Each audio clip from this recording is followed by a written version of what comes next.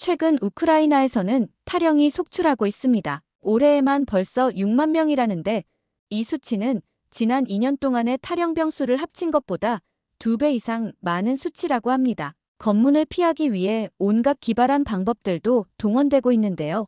은밀한 공간을 만들어 그 속에 숨는가 하면 이 남성은 여장을 한 채 여동생의 여권을 사용해 국경을 넘으려다 적발됐습니다. 심지어 자신이 우크라이나인임을 숨기기 위해 여권을 음식 안에 감추는 경우도 있었죠. 때로 이런 시도는 끔찍한 결과로 이어지기도 하는데요. 지난달 우크라이나 국경수비대 감시 카메라에 수상한 물체가 포착됩니다. 익사체였습니다. 확인 결과 40대 후반의 우크라이나 남성이었죠. 이렇게 발견된 시신이 올해 들어서만 모두 109가 넘습니다. 이 와중에 탈영을 도와주는 전문 브로커들까지 등장하면서 탈영 규모는 점점 더 커지고 있는데요. 얼마 전엔 무려 34명이 한꺼번에 적발되는 일까지 벌어졌습니다. 이들은 필요한 장비와 안전한 탈출 경로를 제공하고 그 대가로 적게는 수백만 원, 많게는 수천만 원 넘게 받아 챙기고 있다고 하는데요. 이처럼 우크라이나에서는 정작 자국 청년들은 전쟁을 필사적으로 거부하고 있는데 아이러니하게도 여전히 한국 등 다른 나라의 무기 지원은 더더욱 강력히 요구하는 모습을 보이고 있습니다. 게다가 각국 언론들이 이를 제대로 보도하지도 않고 우크라이나를 일방적으로 옹호하는 모습은 많은 의문을 남기고 있는데요. 이 와중에 어느 독일 기자가 우크라이나 현지에서 긴급하게 한국 기자와 우크라이나 탈영병을 만난 사연을 전해오며 네티즌들이 충격적인 반응을 보이고 있는 상황입니다. 해외 기자들이 사용하는 대형 커뮤니티에 올라온 글로 화제의 내용을 긴급 번역해 알려드립니다. 저는 독일 출신 전쟁 기자 클라우디아 슈타이너입니다. 오늘은 제가 직접 겪었던 충격적인 이야기를 전하려 합니다. 제가 오늘 전할 내용들은 아마 언론에 잘 알려지지 않았을 것입니다. 그 이유는 곧 말씀드릴 텐데요. 저는 이 이야기가 세상에 꼭 알려져야 한다고 믿습니다. 우크라이나에서 전쟁이 시작된 지도 어언 3년, 우크라이나 동부는 얼음같이 차가운 공기와 함께 여전히 팽팽한 긴장감이 감돌고 있었습니다. 하늘은 회색 구름으로 뒤덮였고 폭격의 여파로 마을과 들판 곳곳에는 잿더미가 쌓여 있었죠. 이곳에 파견된 이후 몇 달간 저는 전장을 누비며 그 이면에 숨겨진 진실을 파헤치기 위해 고군분투하고 있었습니다. 그런데 최근 제 관심을 사로잡은 문제는 다름 아닌 탈영병들에 관한 이야기였습니다. 우크라이나 정부는 탈영 문제를 철저히 부인하거나 축소했지만 현장의 상황은 전혀 달랐죠. 우크라이나 정부가 발표하는 공식적인 전황과 달리 탈영병 문제는 갈수록 심각해지고 있었던 것인데요. 동부 전선에서 취재를 이어가던 저는 탈영병들과 관련된 정보를 더 깊이 파헤치기 위해 우크라이나 서부 도시 리비우로 향했습니다. 폭격으로 얼룩진 동부와 달리 이곳은 비교적 안전한 지역으로 평가받았는데요.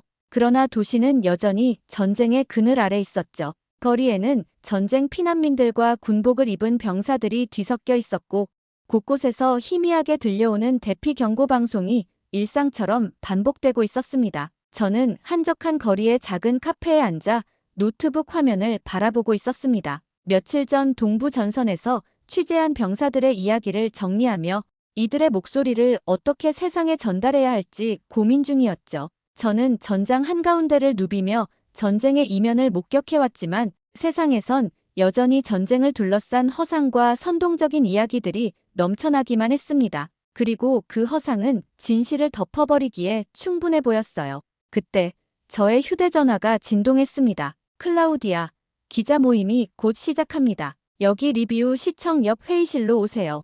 동료 기자의 전화였습니다. 저는 천천히 커피잔을 내려놓고 노트북을 닫았습니다. 리뷰 시청 옆 작은 회의실. 전 세계에서 모인 기자들이 335 모여 전쟁 상황과 취재한 이야기들을 나누고 있었습니다. 대부분의 기자들은 동부 전선에서 보고 들은 이야기를 공유하면서 우크라이나 정부와 군이 공개하지 않는 사실들에 대해 고민을 나누고 있었어요. 저는 그때 방 한쪽에서 노트북을 만지작거리던 한 남자를 발견했습니다. 그는 동양인의 얼굴이었고 조용히 노트북 화면을 바라보며 무언가를 작성하고 있었죠. 서양 기자들 사이에서 눈에 띄는 동양인이라는 점이 흥미롭더군요. 전쟁에 대한 국제적 관심이 커지면서 아시아 언론의 시각도 궁금했던 저는 그가 어떤 이야기를 품고 있는지 알고 싶어졌습니다. 안녕하세요. 저는 클라우디아 슈타이너입니다. 독일에서 온 기자예요. 그 남자는 깜짝 놀라 고개를 들어 저를 바라보았습니다. 네, 김진혁입니다. 저는 한국의 한 언론사에서 파견된 특파원입니다. 영어로 대화하셔도 괜찮습니다. 그의 목소리는 차분했고 유창한 영어 덕분에 저는 그와 자연스럽게 대화를 이어갈 수 있었습니다. 하지만 그의 말투에는 어딘가 모르게 피로와 회의가 묻어나는 듯 했어요. 여기서 무엇을 취재하고 계신가요? 제가 물었습니다. 그는 잠시 생각하다가 노트북 화면을 저에게 보여주더군요. 화면에는 한국 언론의 최신 뉴스 헤드라인이 떠 있었죠.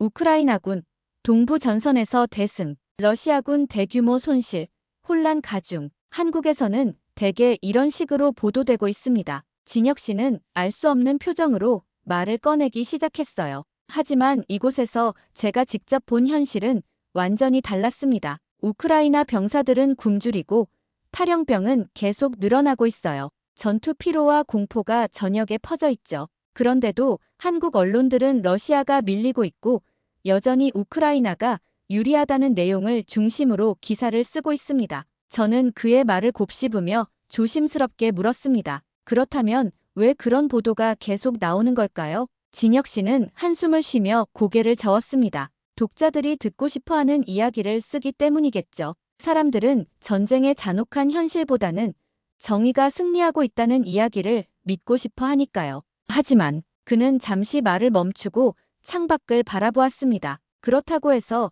그게 우리가 진실을 덮어야 할 이유가 되는 걸까요? 그는 잠시 생각에 잠기더니 다시 입을 열었습니다. 예를 들어 탈영병 문제를 보세요. 우크라이나 검찰에서 올해에만 6만 명 가까운 군인을 직무 이탈 혐의로 기소했다고 합니다. 이건 지난 2년 동안의 탈영병 수를 합친 것의 2배가 넘는 숫자예요. 상황이 얼마나 심각했으면 우크라이나 의회가 탈영 후 부대로 복귀한 초범에 대해 기소를 면제하는 규정까지 도입했겠습니까? 전시 중에 탈영병에게 기소를 면제해주는 규정을 만들다니요. 이는 탈영병의 수가 너무 많아 법 집행 기관이 더는 이를 통제할 수 없는 지경에 이르렀다는 것을 보여주는 신호나 다름없는 겁니다. 하지만 그런 현실은 현재 한국에서 제대로 보도되지 않아요. 대신 우리가 전하는 건 우크라이나군이 동부 전선에서 대승을 거뒀다는 식의 희망적인 뉴스뿐이죠. 저는 놀라움과 혼란 속에서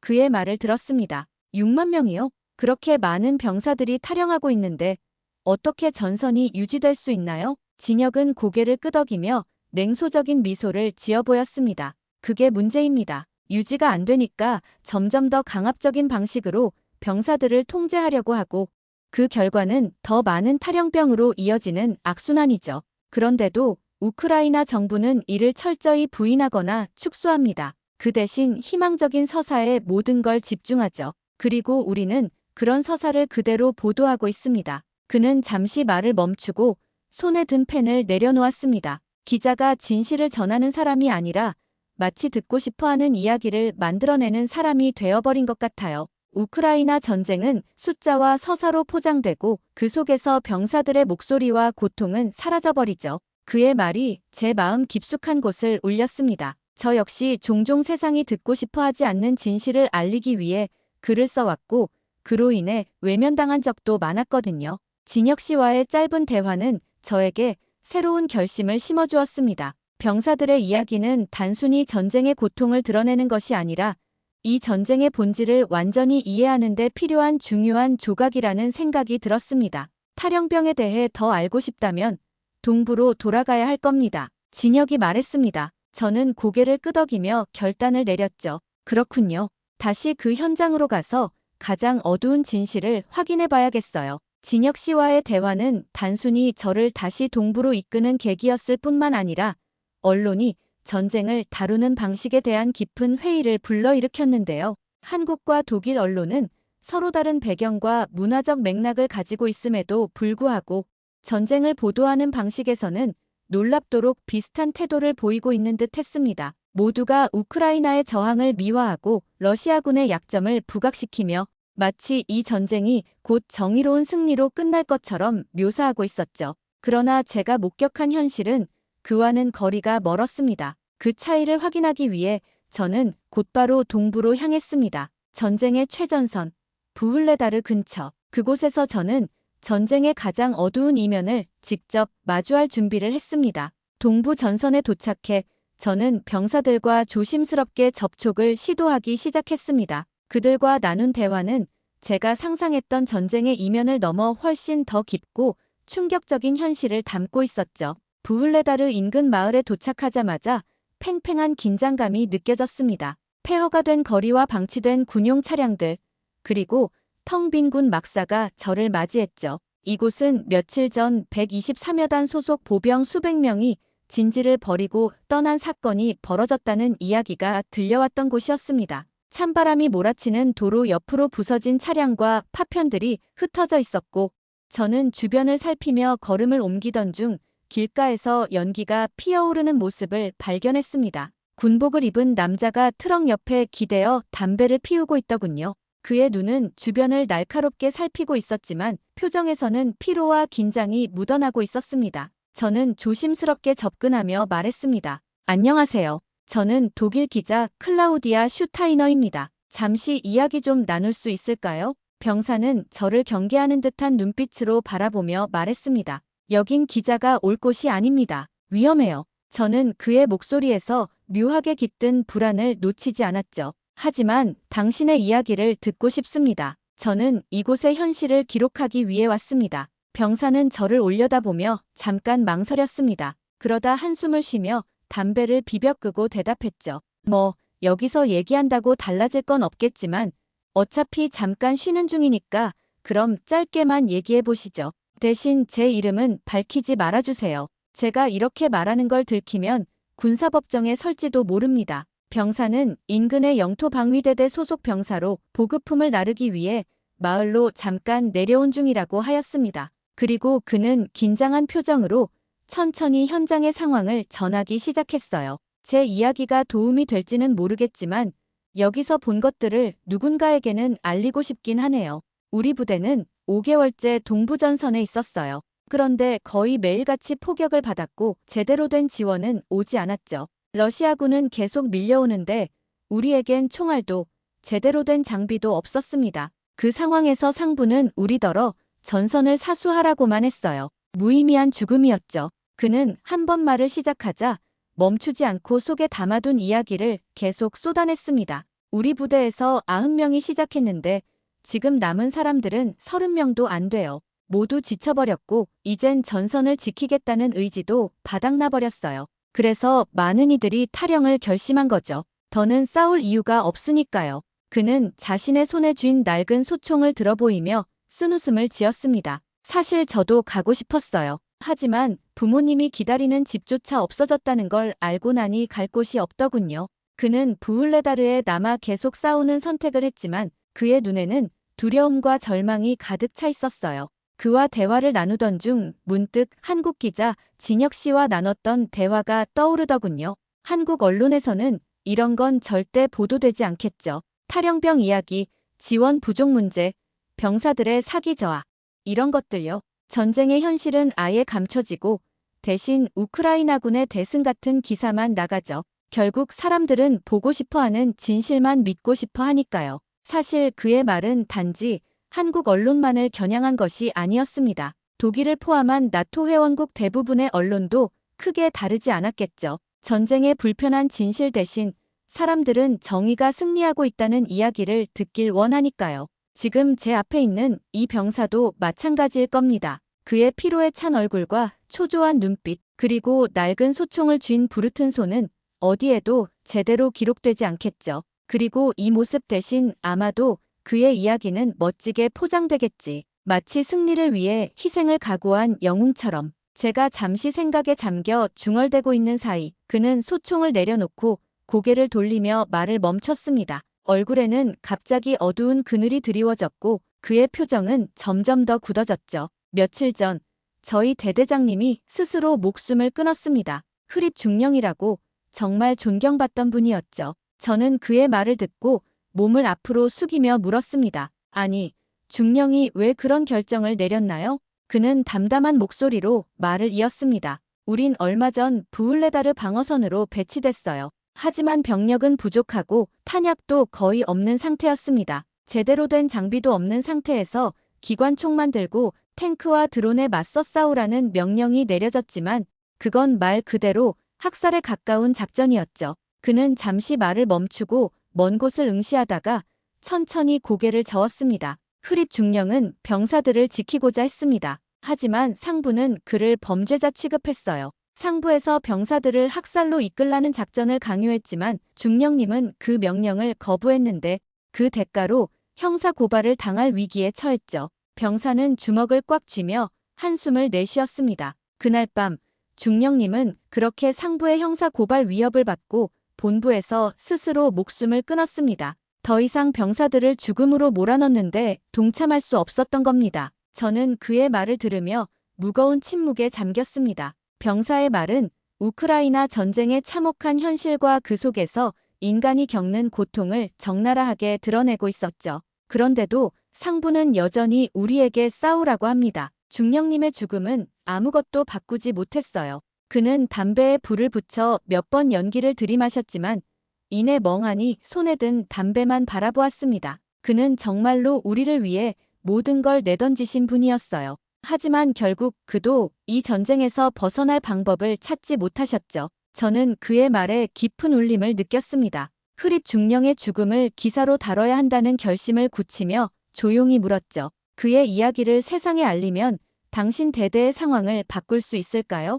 병사는 고개를 저으며 작게 웃더군요. 아마 아닐 겁니다. 하지만 누군가는 알아야죠. 우리가 왜 이렇게 싸우는지, 아니, 왜 싸울 수 없는지. 그는 담담한 목소리로 덧붙였습니다. 우리가 목소리를 낼 수 없다면 당신 같은 사람이 대신해줘야 하지 않겠어요? 병사는 고개를 숙이며 담배를 내려놓았습니다. 그의 손끝이 미세하게 떨리고 있는 것이 보였죠. 그런데 기자님은 왜 이런 곳까지 오신 겁니까? 그가 갑작스럽게 고개를 들며 물었습니다. 저는 잠시 머뭇거리다가 이곳에 오게 된 이유를 솔직히 털어놓았습니다. 저는 전쟁의 이면을 기록하려고 왔습니다. 이 전쟁이 단순히 이념과 국경의 싸움이 아니라 사람들, 특히 당신 같은 병사들의 삶에 어떤 영향을 미치는지 알고 싶어서요. 진실은 가장 낮은 곳에서부터 시작된다고 믿으니까요. 그는 쓴웃음을 지으며 고개를 저었습니다. 진실이라. 기자님은 그걸 어디까지 보셨습니까?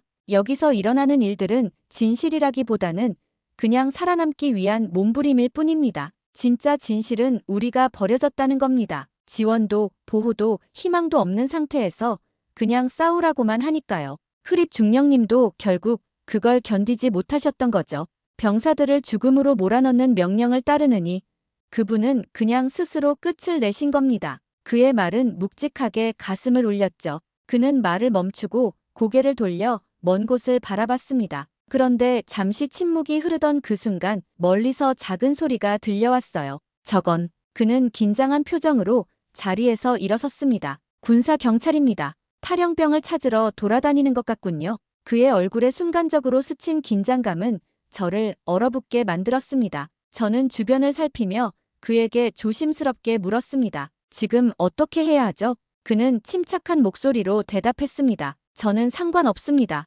탈영병도 아니니까요. 하지만 기자님이 여기 있는 걸 들키면 문제가 될 겁니다. 이곳은 민간인이 있어선 안 되는 곳이니까요. 저는 그의 말에 숨을 고르며 주변을 둘러보았습니다. 그는 담담하게 저를 바라보며 말을 덧붙였어요. 전 그냥 제 임무를 이어갈 겁니다. 하지만 당신은 빨리 떠나는 게 좋을 겁니다. 이 근처는 점점 위험해지고 있거든요. 저는 서둘러 그를 떠나며 그의 말 속에 담긴 진실을 마음속 깊이 새겼습니다. 그날 밤 저는 마을의 숙소로 돌아와 노트북에 그의 말을 천천히 기록하며 흐립 중령의 이야기부터 병사들의 고통까지 이 전쟁의 어두운 진실을 어떻게 세상에 전달할지 깊은 고민에 잠겼습니다. 다음 날 이른 아침, 저는 다시 현장의 분위기를 살피기 위해 밖으로 나섰습니다. 부울레다르 인근 마을은 전쟁의 상흔으로 가득했어요. 마을 광장은 텅 비어 있었지만 새벽부터 몇몇 주민들이 부서진 건물 사이로 조심스럽게 움직이고 있었죠.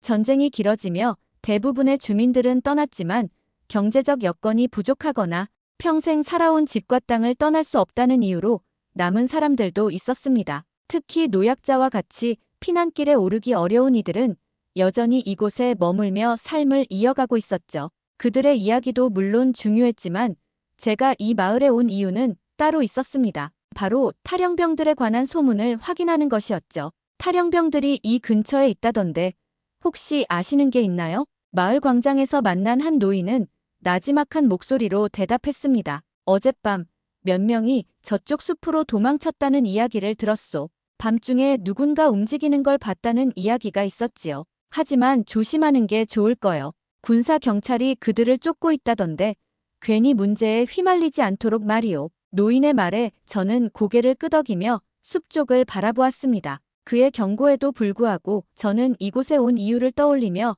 마음을 다잡았습니다. 탈영병들, 그들의 이야기는 단순히 전쟁의 일면이 아니라 전쟁 속 인간의 고통과 절망을 드러낼 수 있는 중요한 단서였습니다. 저는 숲으로 향하기로 결심했습니다. 발걸음을 옮기며 노인의 마지막 경고가 뒤에서 들려왔습니다. 조심하게. 군사 경찰은 탈영병뿐 아니라 그들을 돕는 사람도 결코 가만두지 않으니까. 숲은 어두운 그림자로 가득했습니다. 나뭇가지가 바람에 흔들리며 날카롭게 스치는 소리를 냈고 발 아래에서는 땅을 밟는 소리가 울리며 주변의 정적을 깼습니다. 그렇게 조심스럽게 숲속을 걷던 중 멀리서 희미한 불빛이 눈에 들어왔습니다. 가슴이 두근거리는 것을 느끼며 저는 발걸음을 조심스럽게 그쪽으로 옮겼습니다. 불빛에 가까워지자 한 젊은 남자가 나무에 기대어 앉아있는 모습이 희미하게 드러났어요. 그는 작은 모닥불 옆에 쪼그려 앉아 무언가를 중얼거리다가 제가 다가오는 소리를 듣고 깜짝 놀라 몸을 일으키려 했지만 다리에서 극심한 통증이 느껴지는지 신음을 내며 다시 자리에 주저앉아버렸죠. 누구야? 그의 목소리는 떨렸지만 눈에는 경계심이 가득했습니다. 저는 두 손을 천천히 들어올리며 말했습니다. 기자입니다. 독일에서 왔습니다. 당신에게 해를 끼칠 생각은 없습니다. 그는 한참 동안 저를 노려보더니 힘겹게 한숨을 내쉬며 경계를 풀었습니다. 기자라고요?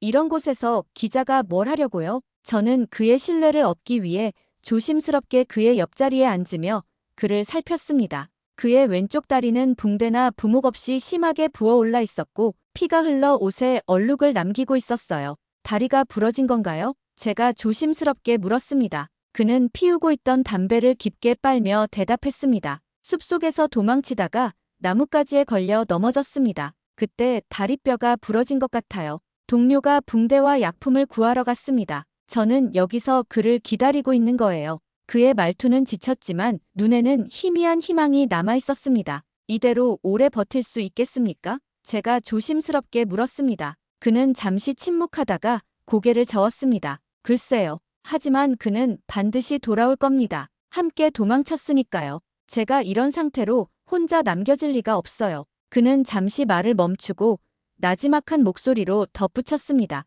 하지만 군사 경찰이 이 근처를 수색 중이라는 얘기를 들었어요. 만약 그가 돌아오지 않는다면 저는 여기서 죽을지도 모릅니다. 그의 말에는 두려움이 가득 섞여 있었습니다. 저는 한 걸음 앞으로 다가가 조심스럽게 물었습니다. 당신의 이야기를 듣고 싶습니다. 왜 이곳에 있는지, 무슨 일이 있었는지 말해주실 수 있나요? 그는 모닥불을 응시하며 한참 동안 침묵에 잠겼습니다. 흔들리는 불빛이 그의 얼굴에 복잡한 감정을 비추고 있는 것 같았죠. 그러다 마침내 무겁게 입을 열었습니다. 저는 전선에 나가고 싶지 않았습니다. 몇 달 전 키이우에 있는 클럽에서 친구들과 술을 마시고 있었어요. 그런데 갑자기 징집관들이 들이닥쳤죠. 우린 그날 밤 선택권 없이 강제로 군복을 입게 됐습니다. 이번에 함께 도망친 동료가 그때 클럽에 같이 있었던 친구입니다. 사실 우리는 오래전부터 알고 지내던 사이였어요. 같은 동네에서 자랐고 어릴 때부터 늘 붙어 다녔죠. 그리고 그날도 운명처럼 같이 끌려온 겁니다. 저희 둘 다 같은 날 끌려왔고 같은 전선에 투입됐죠. 병사는 어두운 표정으로 머리를 감싸쥐며 말을 이어갔습니다. 그들은 우리에게 갑자기 총을 쥐어주고 나라를 지키라고만 하더군요. 훈련도 제대로 받지 못한 채로 전선에 투입됐습니다. 우린 탱크와 드론을 상대해야 했는데 탄약도 부족했고 제대로 된 보호 장비도 없었습니다. 전선에서는 사람 목숨이 숫자처럼 취급됐어요. 지원은 오지 않았고 윗선에선 죽음만을 강요하는 것 같더군요. 저는 그의 말을 듣고 깊은 충격에 빠졌습니다. 이러한 현실은 진혁 씨가 말했던 대로 한국이나 독일 같은 나라에서는 좀처럼 제대로 알려지지 않았던 불편한 진실이었습니다. 그리고 이 병사는 단순히 전쟁의 희생자가 아니라 강제로 끌려와 생존을 위해 도망칠 수밖에 없었던 또 하나의 피해자였습니다. 그는 잠시 말을 멈추고 흔들리는 불빛 속에서 쓴웃음을 지었습니다. 그 친구는 결혼을 일찍 했어요. 집에는 어린 딸이 기다리고 있죠. 이번에 운 좋게 탈출할 기회가 왔을 때 제가 먼저 그에게 도망치자고 설득했어요. 아니 사실 설득이라기보단 제가 억지로 끌고 나온 거나 다름없었죠. 그 친구를 혼자 남겨두고 떠날 수가 없겠더군요. 처음에는 세상이 우리를 도와줘야 한다고 생각했습니다. 한국 같은 나라가 강력한 무기를 지원해줘야 한다고 믿었죠. 그들이 우리를 돕지 않는다는 게 너무 분했어요. 러시아와 싸우는 이 정의로운 전쟁을 왜 외면하냐고요. 전 그들이 너무 이기적이라고 생각했어요. 도와준다고 하면서 말뿐이라고 느꼈죠. 그의 목소리가 낮아졌습니다. 하지만 지금은 다르게 생각합니다. 저는 그의 말을 곱씹으며 조심스럽게 물었습니다. 다르게 생각한다는 건 무슨 뜻인가요? 그는 어둠 속에서 불빛을 바라보며 천천히 말을 이어갔습니다. 그때는 강력한 무기만 있으면 모든 게 해결될 거라고 믿었습니다. K2 전차든 K9 자주포든 탄약이든 그런 게 우리 손에 있었다면 우리가 더 오래 버틸 수 있었겠죠. 하지만 전선을 지키면서 깨달았습니다. 아무리 강력한 무기가 온다고 해도 결국엔 더 많은 피를 흘리는 도구일 뿐이라는 걸요. 무기가 많아지면 더 오래 싸우고 전투는 더 치열해지겠죠. 단지 죽음을 강요받는 시간이 길어질 뿐이에요. 상부는 우리가 죽어도 상관없다는 식으로 계속 명령을 내릴 거고요. 저는 잠시 생각에 잠긴 뒤 낮은 목소리로 질문을 건넸습니다. 그래도 무기가 있다면 적어도 지금보다는 상황이 나아지지 않을까요? 그는 담배를 비벼 끄더니 쓴웃음을 지으며 말했습니다. 그건 착각입니다. 이 전쟁에서 무기는 아무것도 바꿀 수 없어요. 왜냐고요? 정치인들은 우리를 사람으로 보지 않습니다. 전쟁은 그들에게 단지 전략이고 숫자일 뿐이에요. 무기는 병사를 살리는 게 아니라 전투를 더 오래 끌기 위한 도구일 뿐입니다. 무기가 더 들어오면 그건 우리가 더 오래 싸우라는 뜻이지 우리를 보호하겠다는 뜻이 아니에요. 저는 그의 말이 공감되더군요. 정치인들이 전쟁을 멀리서 바라보며 정책과 전략을 논의하는 동안 최전선에서 싸우는 병사들은 가장 큰 대가를 치르고 있었죠. 그는 씁쓸한 표정으로 다시 담배를 쥐고 말했습니다. 흐립 중령님은 그런 점에서 정말 특별한 분이었어요. 그는 우리를 숫자로 보지 않았습니다. 하지만 그런 분조차 이 전쟁 속에서는 버틸 수 없었어요. 이 현실을 버티지 못하고 스스로 떠나셨잖아요. 우리 같은 병사는 그냥 승리를 위한 소모품일 뿐이에요. 우리가 아무리 죽어도 그들은 여전히 진격만을 외칠 테니까요. 그 순간 멀리서 나뭇가지 부러지는 소리가 들렸습니다. 그는 즉시 몸을 굳히며 경계 태세를 취했죠. 조용히 있어요. 군사 경찰일지도 몰라요. 그가 낮은 목소리로 말하자 저도 그의 옆에서 몸을 낮추고 숨을 죽였습니다. 어둠 속에서 무언가 움직이는 소리가 점점 가까워졌다가 멈추는 듯 했어요. 그는 긴장된 얼굴로 속삭였습니다. 제 동료가 돌아온 걸 겁니다. 하지만 그도 기자님이 있다는 걸 알면 놀랄 수 있으니 너무 갑작스럽게 나서지 마세요. 잠시 후 숲속에서 또 다른 군복 차림의 젊은 남자가 나타났습니다. 그는 숨을 몰아쉬며 제가 있던 병사에게 다가가 낮게 말했습니다. 빅토르, 군사경찰이 바로 근처에 와 있는 것 같아. 우리가 여기 더 머물 수는 없겠어. 그는 빠르게 모닥불을 발로 껐습니다. 불빛이 사라지자 어둠이 숲을 다시 완전히 뒤덮었습니다. 이제 더는 이야기할 시간이 없어요. 기자님, 당신도 여기서 빨리 떠나는 게 좋을 겁니다. 그는 재빠르게 저와 함께 있던 병사의 팔을 부축하며 일으켰습니다. 그리고 그들은 그렇게 어둠 속으로 사라져갔습니다. 저는 홀로 남아 한동안 아무 말도 할 수 없었습니다. 빅토르와 그의 동료가 남긴 말과 모습이 머릿속에서 떠나지 않았죠. 그들은 처음엔 외부의 지원을 믿었고 희망을 붙들고 있었을 것입니다. 하지만 전쟁의 참혹한 현실 속에서 그것이 아무 의미 없다는 것을 깨닫고 체념할 수밖에 없었습니다. 남은 것은 그저 하루하루를 버티며 살아남으려는 몸부림 뿐이었죠. 저는 그들의 이야기를 기사로 써야겠다는 결심이 들었습니다. 이건 단순히 무기나 지원의 문제가 아니었습니다. 전쟁의 본질, 그리고 그 속에서 희생되고 소모되는 인간의 이야기를 세상에 전해야 한다는 책임감이 제 어깨를 눌렀습니다. 숲속의 정막이 귓가에 내려앉았습니다. 그들이 사라진 방향을 한참 동안 바라보며 저는 마음을 다잡았습니다. 이제 제가 할 수 있는 일은 그들의 목소리를 세상에 알리는 것뿐이었죠. 저는 어둠 속에서 다시 발길을 옮겼습니다. 그들의 이야기를, 그리고 그들이 처한 현실을 세상에 전하기 위해.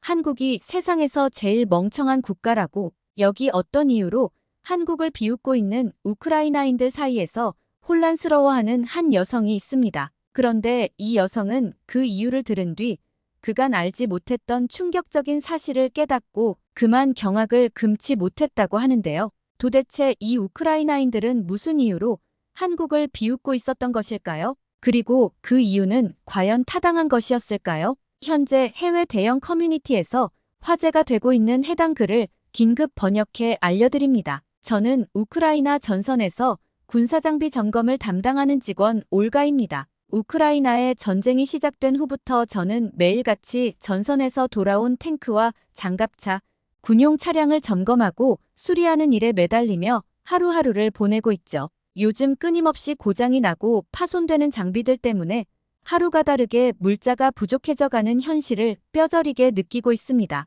전쟁이 길어지면서 물자는 고갈되고 있지만 이 상황을 더 악화시키는 것은 필수 부품조차 제대로 확보할 수 없다는 절망감이었어요. 게다가 전쟁이 길어지면서 우크라이나에 대한 국제적 관심이 점차 식어가고 있음을 느끼고 있었고, 특히 전쟁 초기와 비교하면 더 이상 국제적 연대의 열기가 뜨겁지 않다는 것이 무언가 씁쓸하게 다가오곤 했죠. 그렇게 우리의 일상도 조금씩 무력하게 느껴져 가던 어느 날이었습니다. 사무실에 긴박한 소식이 들려왔죠. 러시아 우크라이나 전쟁에 북한이 러시아에 군사적 지원을 할 수 있다는 정보가 들어왔다는 겁니다. 한참 부품 재고를 점검하며 부랴부랴 수리 목록을 정리하던 중에 동료가 다급하게 들어와 외쳤습니다. 북한이 러시아에 파병을 한다고 해. 사무실은 한순간에 정적에 휩싸였고 저도 손에 들고 있던 공구를 놓친 채 얼어붙었습니다. 미친. 북한군이라고. 믿기 힘든 소식에 제 목소리가 떨렸습니다. 북한이 이 전쟁에 참여한다니 정말 예상치도 못한 소식이었죠. 순간적으로 머릿속이 복잡해지며 수많은 생각이 떠올랐습니다. 북한군이 들어오게 된다면 그들의 군사 지원은 물량과 인원으로 전장을 채우며 심리적인 압박감을 주기에 충분할 것입니다. 물론 북한군이 최신 무기나 신형 장비를 갖추고 있는 건 아니지만 그들의 개입 자체가 전선에 큰 부담이 될 것은 자명한 사실이었어요. 북한이 보내는 병력과 물자는 그 자체로 압도적인 물량을 동원할 수 있다는 의미니까요. 설령 그들이 총알바지로 온다고 한들 러시아나 우크라이나나 병사 한 명 한 명이 아쉬운 현 상태에서 무려 10,000명 이상의 병력 지원은 분명한 위협이 될 것이 뻔했습니다. 가슴이 두근거리고 몸이 떨리면서 머릿속에는 혼란스러운 생각들이 스쳐갔습니다. 국제사회가 과연 우리에게 도움의 손길을 내밀어 줄지에서부터 전쟁으로 삶이 산산조각난 사람들의 얼굴까지 오만 생각이 머릿속에 떠올랐고, 북한군이 이곳에 온다면 우리들이 마주할 우크라이나의 미래가 어떤 모습일지 막막함이 밀려왔죠. 현재 부품조차 부족해 제대로 된 수리를 못하는 상황에서 북한의 군사 지원으로 전선이 훨씬 더 불리해질 수 있다는 두려움이 몰려왔습니다. 상상만 해도 머리가 아파왔죠. 저는 국방 전문가도 아니고 전략을 짜는 장교도 아닙니다. 그저 망가진 장비들을 수리하고 가능한 빨리 전선으로 돌려보내는 기술 지원 일을 하고 있을 뿐이었죠. 북한이 우크라이나 전쟁에 가세할 가능성은 전혀 예상하지 못했던 터라 충격은 말할 것도 없었습니다. 매일 똑같은 일상 속에 묻혀 지내던 저에게는 오랜만에 느끼는 강렬한 자극이었지만 동시에 그 소식이 현실이 된다면 어떤 파장이 일어날지 생각하니 온몸에 소름이 돋더라고요. 하지만 계속 이렇게 걱정만 하고 있을 수는 없었죠. 제 주변의 동료들 역시 저마다 심각한 표정으로 북한의 개입 가능성에 대해 논의하고 있었습니다. 누군가는 급하게 물자 재고를 다시 점검하고 또 다른 이는 예비 부품이 부족한 상황에서 앞으로의 대응 방안을 고민하고 있었죠. 저는 잠시 숨을 고르고 손에 들고 있던 스패너를 다시 꽉 쥐었습니다. 사실 저는 한국이 그동안 무기 지원을 거부해왔던 것이 머릿속을 떠나지 않았습니다. 서방의 많은 나라들이 우크라이나에 군사 장비와 무기를 지원했지만 한국은 애매하게 중립을 고수하며 살상용 무기 지원을 계속 거부해왔죠. 비군사적 지원이 들어오기는 했지만 지금 상황에서는 그마저도 턱없이 부족한 실정입니다. 한국이 전쟁의 고통을 아는 나라라면 왜 이렇게 냉담한 걸까요? 그들이 더 적극적으로 무기 지원을 해줬다면 우크라이나는 지금쯤 전선에서 훨씬 더 강하게 싸울 수 있을 텐데 그 현실이 답답하고 암울하게 느껴졌습니다. 한국은 과거 전쟁의 고통을 겪은 국가로서 우리 상황을 이해해 줄 거라 생각했지만 지금까지도 살상용 무기 지원을 거부해 왔습니다. 과거 한국 전쟁 당시 한국은 수십여 개국의 도움을 받았고 수많은 희생을 통해 나라를 지켜낼 수 있었던 것으로 알고 있습니다. 미국이나 유럽 각국에서 무기를 보내오고 있지만 한국은 얌체처럼 쏙 빠지는 모습이었죠. 우크라이나의 피로가 쌓이는 가운데 한국의 냉담한 태도에 실망감이 커져만 갔습니다.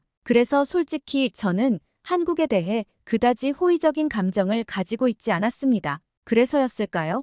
이번 북한의 개입 소식이 들려왔을 때 한국이 더 이상 중립을 고수할 수 없을 상황이 오기를 바라는 마음도 들었습니다. 과거 한국 전쟁 시절 수십 개국이 무기와 병력을 지원하며 그들의 전쟁을 함께했듯이 이제는 한국이 우리 우크라이나의 전쟁에 대한 입장을 다시 돌아보게 될지도 모른다는 생각에 묘한 감정이 밀려왔습니다. 어쩌면 이 북한 파병 사건을 통해 한국의 입장이 더욱 부각될 것이고 한국이 애매한 태도를 보인다면 국제사회에서도 한국의 태도에 대한 비판이 쏟아질 수도 있겠다는 생각이 들었죠. 저는 잠시 눈을 감고 심호흡을 했습니다. 북한이 개입하게 된다면 우리 물자와 부품들은 더 빠른 속도로 고갈될 것이고 우리들은 더 자주, 더 오래, 더 치열하게 장비와 씨름해야 할 것입니다. 결국 제 손에 든 공구를 다시 꽉 쥐었습니다. 하루하루 느껴지는 압박감 속에서 이번 소식은 분명히 새로운 두려움을 안겨주었지만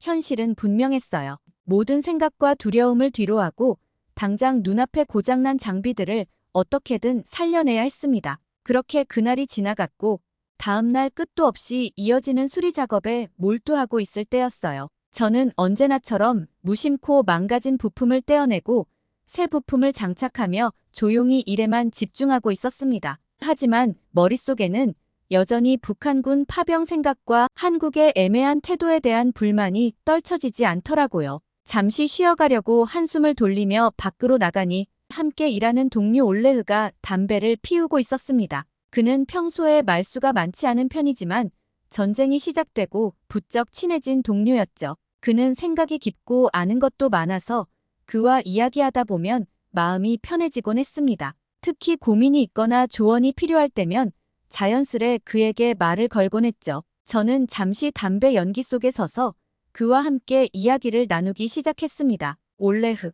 북한 소식 들었지? 난 한국이 우릴 이렇게 외면하고 있다는 게 참 이해가 안 돼. 전쟁을 겪어본 나라로서 더 잘 알아야 할 텐데 말이야.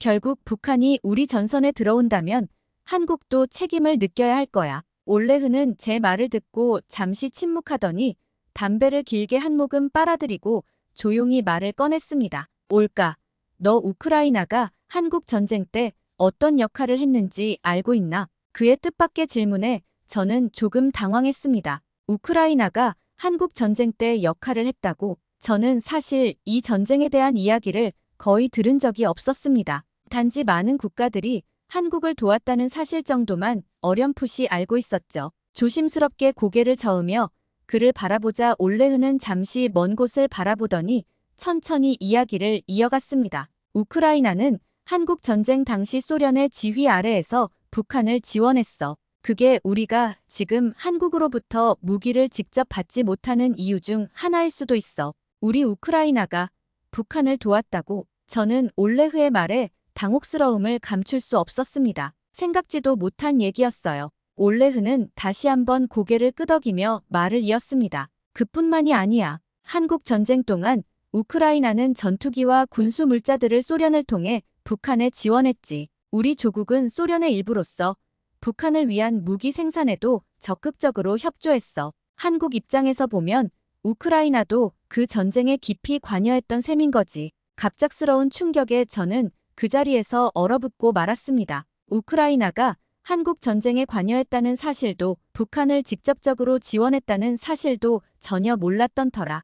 올레흐의 이야기는 제게 충격 그 자체였습니다. 그동안 한국이 우리에게 무기 지원을 거부하는 걸 보고 불만을 품고 있었는데 이제 보니 우리 역사에도 한국에게 빚진 부분이 크게 있었던 셈이었어요. 즉 우리가 지원한 무기가 그들 국민의 생명을 앗아갔다는 사실이 저에게 너무도 큰 충격으로 다가왔습니다. 올레흐는 잠시 저를 바라보더니 이어서 더 충격적인 이야기를 덧붙였습니다. 한국 전쟁이 끝난 뒤에도 우크라이나와 북한과의 협력은 이어졌어. 심지어 그 이후에는 북한의 핵 개발을 우크라이나가 도운 적도 있어. 당시에 우리 쪽에서 핵기술과 관련된 자료들이 북한으로 넘어갔다는 소문도 있지. 우리가 북한의 핵 개발까지 도왔다고. 저는 믿기지 않는 이야기에 정말 어이가 없었습니다. 제가 지금까지 우크라이나를 위해 싸우고 있다는 자부심으로 견뎌왔던 모든 것이 한순간에 무너져 내리는 기분이었습니다. 제가 속해 있는 이 나라가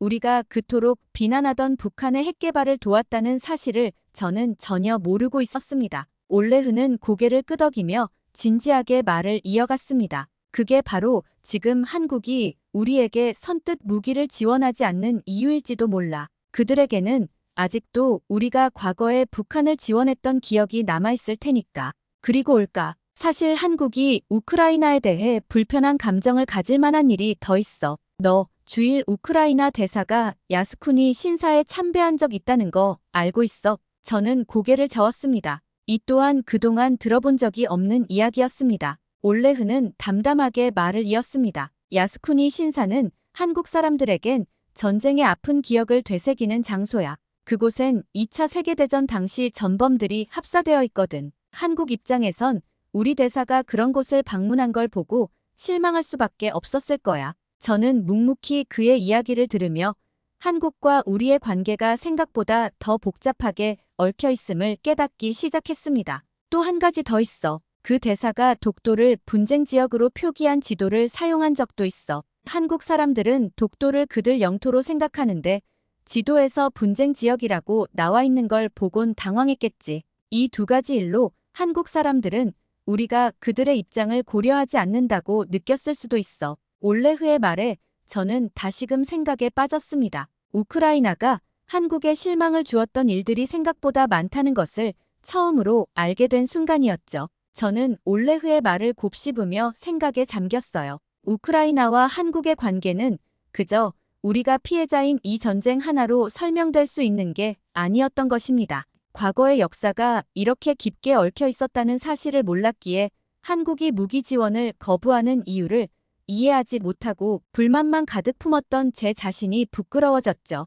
물론 한국이 이런 이유만으로 무기 지원을 거부하는 것은 아닐 것입니다. 무기 지원 문제는 동맹이나 외교 관계 등 여러 국제적 역학을 고려해야 하는 복잡한 사안이라 다양한 요소를 따져봐야 하겠지요. 하지만 이러한 역사적 문제가 한국 국민 여론에도 적지 않은 영향을 끼쳤을 것이고 그 여론은 국가의 중요한 결정에도 분명 큰 작용을 했을 것이라는 생각이 들었습니다. 한국이 우리에게 애매한 입장을 취한 이유가 단순히 무관심 때문이 아니라 독도나 야스쿠니 참배 문제 그리고 과거 우리가 북한을 도왔던 역사가 그들에게 남아있어서일지도 모르겠다는 것을 이해하니 갑자기 모든 게 다르게 보이기 시작했습니다. 그들에게는 아직도 우리의 과거 행동이 트라우마로 남아있을 것이고 그들이 쉽게 손을 내밀 수 없는 이유가 있다는 것을 이제야 알게 된 것입니다. 제가 잠시 말을 잇지 못하고 망연자실하게 서 있자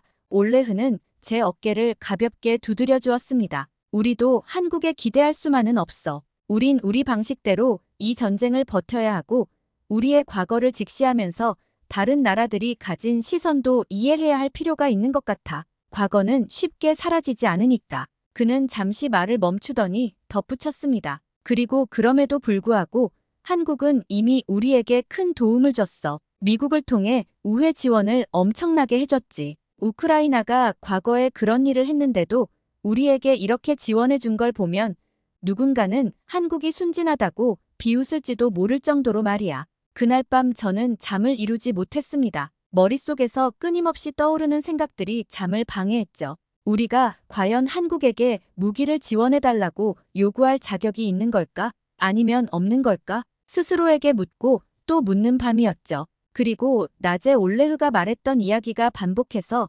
맴돌아서 미칠 것 같았어요. 정말 우리 우크라이나가 북한의 핵개발에 관여했단 말인가? 도저히 믿을 수 없는 이야기였지만 그의 말이 어딘가 설득력 있게 다가온 것도 사실이었습니다. 저는 침대에서 일어나 자리에서 노트북을 켜고 인터넷을 뒤지기 시작했습니다. 마음 한구석에 자리 잡은 의심을 확인하기 전까지는 이 감정을 떨쳐낼 수 없을 것 같았거든요. 검색창에 북한 ICBM 우크라이나라는 키워드를 입력하자 여러 기사와 보고서가 화면에 뜨기 시작했습니다. 클릭한 페이지들 속에는 제가 예상치도 못한 내용들이 차례로 펼쳐졌어요. 먼저 찾아본 기사에서는 북한이 최근 발사한 괴물 ICBM에 대한 분석이 담겨 있었습니다. 발표에 따르면 북한이 발사한 ICBM은 최대 고도 6,248km에 이르렀고 사거리는 북미 대륙을 겨냥할 수 있는 15,000km 이상을 갖추고 있었죠.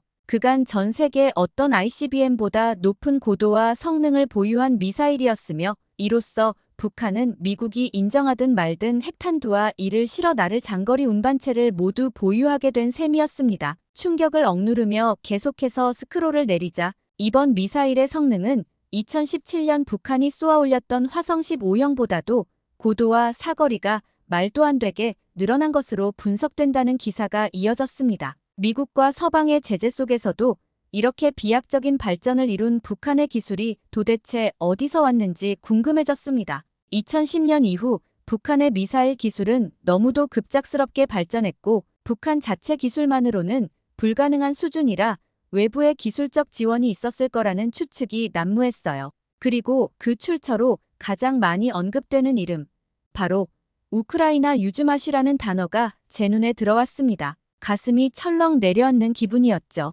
북한이 발사한 ICBM 엔진의 핵심이 된 RD-250 엔진이 우크라이나의 로켓 제작업체인 유즈마시에서 만들어졌다는 내용이었습니다. 우크라이나 로켓 엔지니어들이 북한과 연결되었고 특히 유즈마시 출신의 기술자들이 북한에 입국해 기술을 전수했을 가능성이 언급된 보고서들이 줄을 이었습니다. 2017년 영국 국제전략연구소의 엘먼 연구원이 쓴 보고서는 북한의 핵과 탄도미사일 개발 과정에 우크라이나 기술자들이 깊숙이 개입했음을 지적하고 있었습니다. 그가 작성한 보고서의 제목은 북한 ICBM의 성공 비밀이라는 것이었습니다. 저는 긴장감 속에서 손에 땀이 배어 나오는 걸 느끼며 보고서의 내용을 한 줄씩 천천히 읽어 내려갔습니다. 보고서에 따르면 2016년 우크라이나 로켓 제작업체인 유즈마시 출신 엔지니어 10명이 북한에 입국했고 몇 년 전에도 16명의 우크라이나 전문가들이 북한을 찾았다는 충격적인 내용이 담겨 있었습니다. 그런데 이어진 고고서의 내용은 더 충격적이었습니다. 북한이 짧은 시간에 ICBM을 개발한 배경에는 우크라이나로부터 R-36M 고성능 액체 추진 엔진을 불법적으로 획득했을 가능성이 있다는 것이었습니다. 그 엔진은 옛 소련 시절 유즈마시에서 개발한 ICBM의 RD-250 엔진으로 사정거리 1만 1000km 이상의 성능을 자랑하는 서방 세계가 가장 두려워했던 핵심 기술이었습니다. 당시 북한은 RD-250과 연관된 액체 연료 로켓 엔진과 연료 공급 시스템 관련 기술을 몰래 빼내려다 발각되었다고 합니다. 그런데 로켓 전문가들은 북한이 공개한 엔진 추진부를 보고 그것이 우크라이나의 엔진과 거의 동일하다고 증언했다고 했습니다. 2017년 8월 미국 원자력 과학자 회보에서도 같은 결론을 내렸습니다. 북한의 새 엔진이 바로 우크라이나 유즈마시의 RD-250을 기반으로 한 것이라는 분석이었죠. 러시아는 이 엔진을 더 이상 생산하지 않았기 때문에 이 기술의 출처가 우크라이나 드네프로 페트로프스크에 있는 유즈마시로 좁혀졌다고 보고서는 설명하고 있었습니다. 한마디로 러시아도 하지 않았던 짓을 우크라이나가 하고 있었던 것이었어요. 이와 함께 돈바스 전쟁이 시작된 2015년 이후 우크라이나가 혼란에 휩싸이면서 유즈마시의 보안이 크게 허술해졌고, 이 과정에서 실직한 미사일과 핵 과학자들이 북한의 공작원들에게 집중적으로 포섭되었을 가능성이 높다는 주장이 이어졌죠. 스크롤을 내리자 1994년 1차 북핵 위기 때도 북한 핵심 기술자는 우크라이나 출신들이었다는 내용이 나왔고, 여기에 재미를 본 북한은 2000년대 들어서도 은밀히 우크라이나 기술자들을 입국시켰다는 내용이 나왔습니다. 북한은 이 기술자들을 통해 탄도미사일과 핵 개발을 가속화할 수 있었던 것이죠. 이렇게 북한은 핵심 기술을 가진 이들을 확보함으로써 국제 제재 속에서도 독자적인 개발을 이어나갈 수 있었던 것입니다. 그리고 우크라이나 기술자들은 북한만이 아니라 시리아, 이란으로도 일자리를 찾아갔는데, 시리아로 갔던 우크라이나 출신 기술자가 다시 북한으로 가기도 했습니다. 시리아 북한 커넥션의 핵심은 바로 우크라이나 기술자들이었죠. 스크롤을 내리며 한 줄 한 줄 읽어 내려갈수록 가슴이 서늘해지는 기분이 들었습니다. 이란과 시리아를 거쳐 다시 북한으로 넘어오면서 북한의 핵과 미사일 개발을 돕는 과정이 수차례 이어졌다는 내용은 제게 큰 충격을 안겼습니다. 생각보다 우크라이나와 북한의 연결이 깊고 복잡하다는 사실이 페이지마다 드러났고, 그 정보들은 하나같이 경악스러웠어요. 이란과 시리아를 거쳐 북한으로 넘어간 우크라이나 기술자들이 북한의 핵심 미사일 기술 개발에 직접적으로 관여해왔다는 내용은 마치 퍼즐 조각들이 맞춰지는 기분을 들게 했죠. 북한의 탄도미사일 개발은 소련 붕괴 이후 우크라이나에서 벌어진 일종의 지식 유출이 주요 원인이었고, 우리 기술자들이 북한뿐 아니라 시리아와 이란에도 관여했다는 사실이 제 마음을 더 무겁게 했습니다. 모든 내용을 읽고 나니 이제 한국이 우리에게 무기 지원을 쉽게 결정하지 않는 이유가 보다 선명해지는 것 같았습니다. 그동안 한국이 우리를 외면한다고 생각하며 불만을 품어왔지만 이제 보니 그들에게는 분명한 이유가 있었던 겁니다. 우크라이나와 북한의 과거가 이렇게 얽혀 있었고, 우리가 그들의 안보를 위협한 기억이 한국에게 남아있는 상황에서 한국이 쉽사리 우리에게 무기를 지원하지 못하는 것을 저는 이해할 수밖에 없었습니다. 어쩌면 그들은 우크라이나에 제공하는 최첨단 무기 기술이 이전처럼 북한에 고스란히 넘어갈 위험이 있다고 우려하고 있을지도 모르겠다는 생각이 들었어요. 또한 그동안 몰랐던 역사의 그림자가 이제야 서서히 모습을 드러내는 것 같은 기분도 들었죠. 노트북을 덮으며 저는 깊은 생각에 잠겼습니다. 어쩌면 그동안 한국을 탓하며 품었던 감정들이 억지스러웠을지도 모릅니다. 그들은 단순히 무관심하거나 냉담한 것이 아니라 우리와의 과거에서 비롯된 현실적인 이유로 거리를 두고 있었을 뿐이라는 생각이 들었습니다. 어둠 속에서 스르르 잠에 빠져들면서 저는 스스로에게 묻고 있었습니다. 우리가 한국에게 무기를 지원해달라고 요구할 자격이 정말 있었을까? 오늘 사연은 여기까지입니다. 오늘은 독일 기자 클라우디아 씨, 그리고 우크라이나인 올가 씨 사연 들어보았는데요. 오늘 사연 어떠셨나요? 사연을 재밌게 들으셨다면 구독과 알림 설정 눌러주시면 감사드리겠습니다. 여러분들의 소중한 클릭 한 번은 영상 제작에 큰 힘이 됩니다. 끝까지 시청해주셔서 감사합니다.